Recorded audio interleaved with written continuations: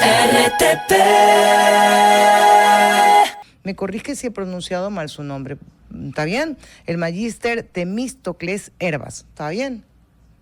¿Está bien la...? Buenos días. Buenos días. Gracias por la invitación. Sí, efectivamente lo Ya, pronunció muy bien. Ya, es por la tilde. Él es director del programa Geopolítica en Debate, que se transmite por Convergente Televisión Global. Y yo me venía dando vueltas en la cabeza porque cada vez que gana personajes o cierto tipo de personajes en esta América, esto comienza a sacudirse y moverse. Y la pregunta de cajón era que cómo el triunfo de Trump afecta a las izquierdas de Latinoamérica. Lo escucho. Gracias. Buenos días. Una vez más, aprecio la invitación. Saludos también a los radioescuchas.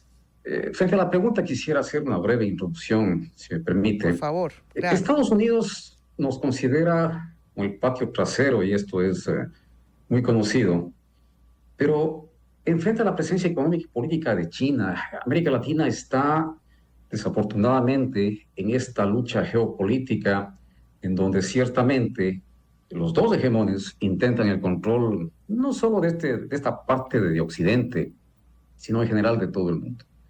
De todas maneras, con Trump en la Casa Blanca, América Latina, les decía, enfrenta varios desafíos en materia de política exterior, de comercio, el tema migratorio, que es muy actual, y por supuesto aspectos de seguridad, en tanto políticas de línea dura del presidente en funciones. Desafortunadamente, les decía, los conflictos globales nos implican con mayor fuerza, China versus Estados Unidos, y esto nos ha traído de regreso al tablero geopolítico mundial. También es menester mencionar que el presidente Trump ha puesto en escena nuevos temas geopolíticos. De hecho, 3 llaman la atención. El principal y el que pondría quizás en pondría a prueba a la comunidad latinoamericana tiene que ver con recuperar el control del Canal de Panamá. Esta es una visión geopolítica del presidente. El tema de anexionar Canadá y convertirla en su 51 estado. Y bueno, adquirir Groenlandia, que es otra de las cosas que se ha dicho. No obstante, recordar que en el periodo del presidente, en el anterior periodo, ella mencionó el tema de Groenlandia. Uh-huh. Si se materializa el discurso político en acciones concretas, les decía, podría desatar tensiones significativas tanto a nivel bilateral como en el contexto geopolítico global. Y esto es definitivo. Ciertamente el tema de Panamá pondría a prueba la cohesión latinoamericana, que era la pregunta que se me había formulado. Sí. Solamente para darle, Temístocles, una información adicional, esto yo lo quiero confirmar, pero el presidente de Panamá, según esta nota que yo tengo, ha dado marcha atrás y anuncia que no va a renovar el memorándum realizado con China sobre el canal de Panamá. Esto tras la reunión que tuvo con Marco Rubio. No, definitivamente. Aquí esencial, diría yo, la política del presidente panameño ciertamente es reivindicar su soberanía. El Tratado de Torrijos-Carter del año 77 y el control que asumió Panamá en el 99 no es un tema de discusión, definitivamente. Yo lo veo así. No va a haber discusión sobre ello. La posición panameña, y es lógico, tiene que ser categórica. Posiblemente esto se zanje por presiones de tipo económico, esperemos que lleguen hasta ahí, pero la cuestión central es si América Latina estaría dispuesta a cerrar filas sobre una problemática que supone neocolonialismo o como lo estén viendo diferentes gobiernos. ¿Y usted qué piensa? ¿Qué pasaría? En lo personal, América Latina, yo soy pesimista respecto a que América Latina presente una sola posición, cerrar filas, decía, frente al hegemón norteamericano. Difícilmente, al final del día, lo que va a suceder es que Panamá tendrá que enfrentar su conflicto solo, porque la política latinoamericana, y para hacer referencia a una frase de este editorialista de Miami Herald, Andrés Oppenheimer, él decía que somos los Estados Unidos de Latinoamérica. De acuerdo. Y eso va a suceder. Panamá tendrá que enfrentar solo su problemática. Posiblemente América Latina pues quedará en el tema del discurso. Sin embargo, pero ciertamente yo consideraría que América Latina no cierra filas en una problemática de estas características, sin lugar a dudas. Pero si me permite, yo he considerado varios aspectos respecto de cómo las políticas en general que está estableciendo Estados Unidos no pudiera generar esa cohesión latinoamericana. Te decía, hay factores que pueden fomentar esta unidad, y de hecho sería una unidad parcial. La retórica anti-inmigrante, yo pienso que eso sí genera mención del discurso peyorativo del presidente Trump.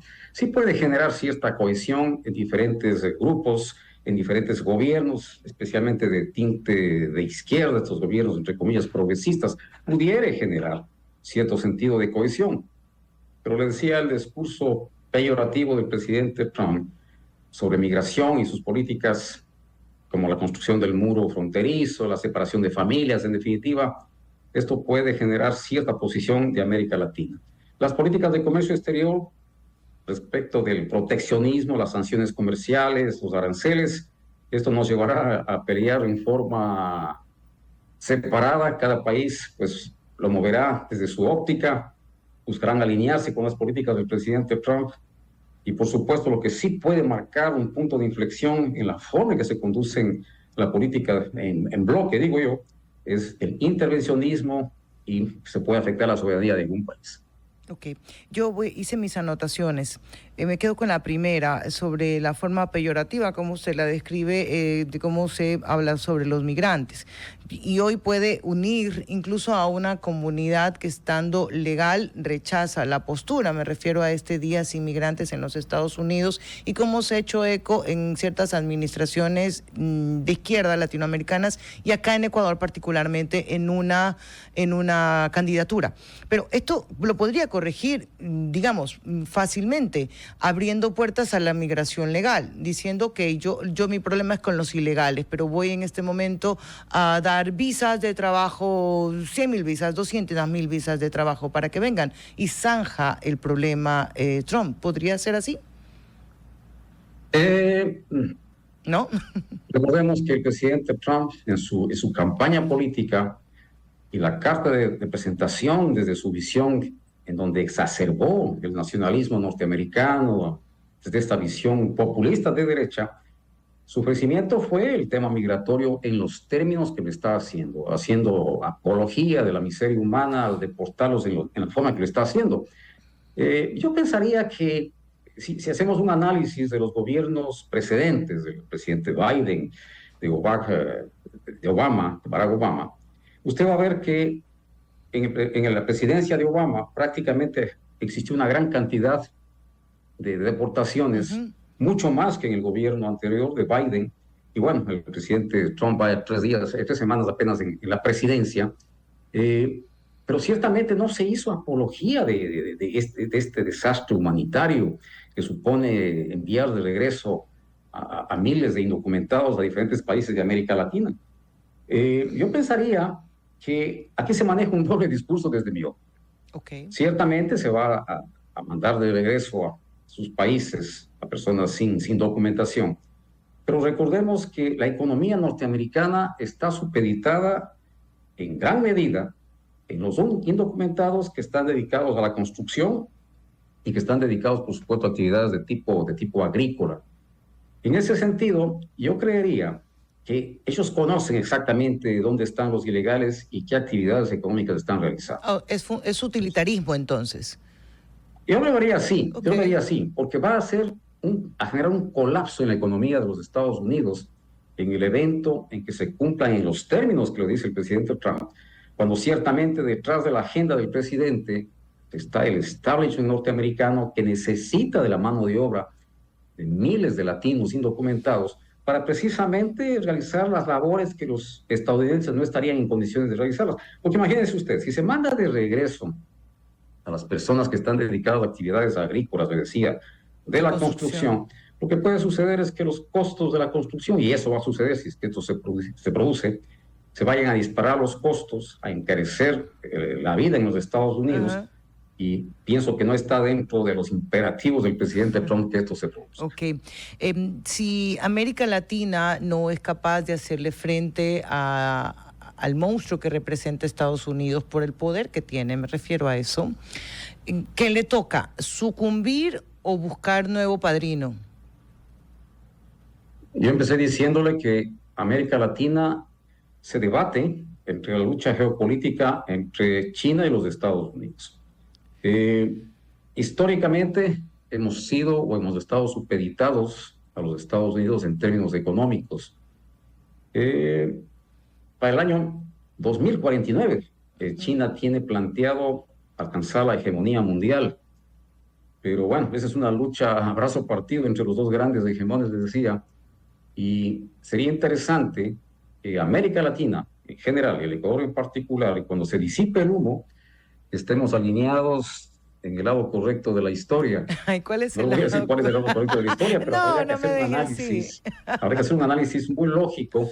Y es Sí. importante que los estados tengan tanques de pensamiento donde realicen análisis prospectivos, estratégicos, para que los gobiernos tomen la mejor decisión. En este momento son las relaciones bilaterales las que controlan la economía y en general nuestras relaciones con los Estados Unidos, y en esos términos se mantendrá. Eso le podría decir. Es que está bien, entiendo que no me quiera decir cuál es el lado correcto de la historia, pero siento que el lado correcto de la historia es muy circunstancial.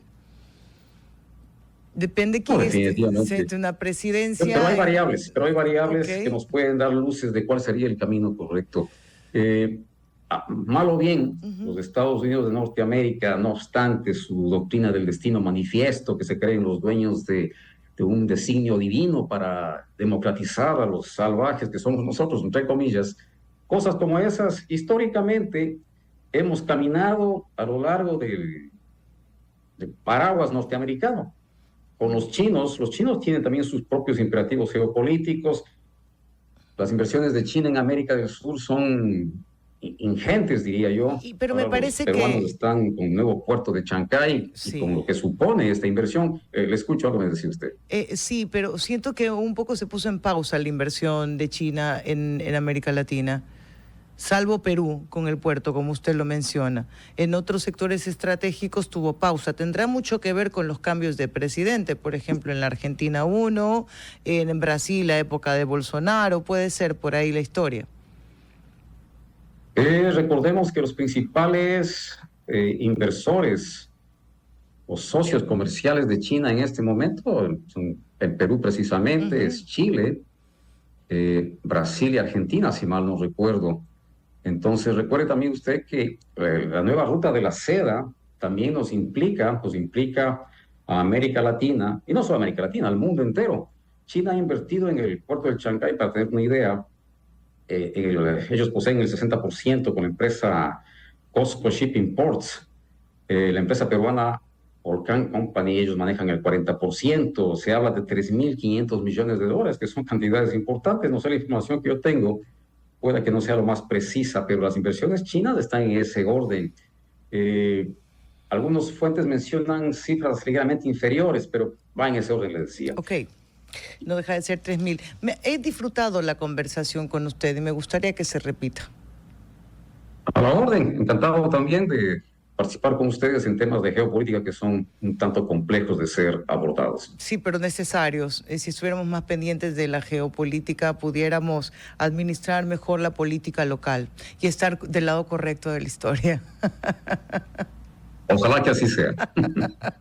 Muchísimas gracias por habernos acompañado esta mañana en este análisis y, como lo decía nuestro invitado, bastante complejo, y por eso invitamos a quienes tienen todos los conocimientos.